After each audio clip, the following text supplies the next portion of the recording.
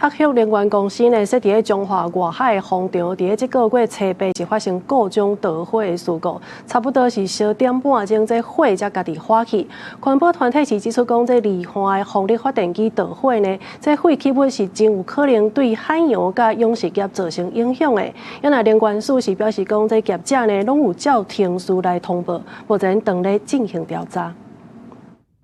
風機採佇海裡靠海空運轉，產生動能，才閣轉化做電能發電。但是最近卻傳出台灣頭一個離岸風機導火意外。亞旭能源設佇中華外海的大中華西北離岸風場，這個月初8有一台風機發生各種導火，火大約10點半鐘了後，家己發起。能源署表示，業者攏有照程序通報。是一個機組有部分的着火的現象，所以按照機制的話，它大概在早上7點多。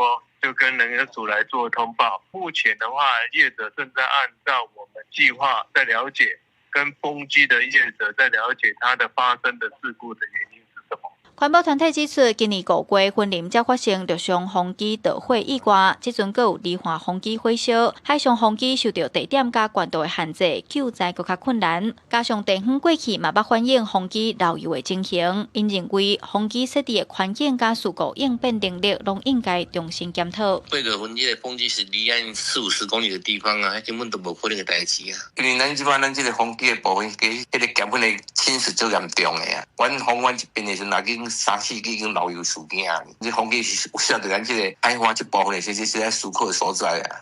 能源署表示，未來會佮消防署進一步規劃風機導火的拍火程序。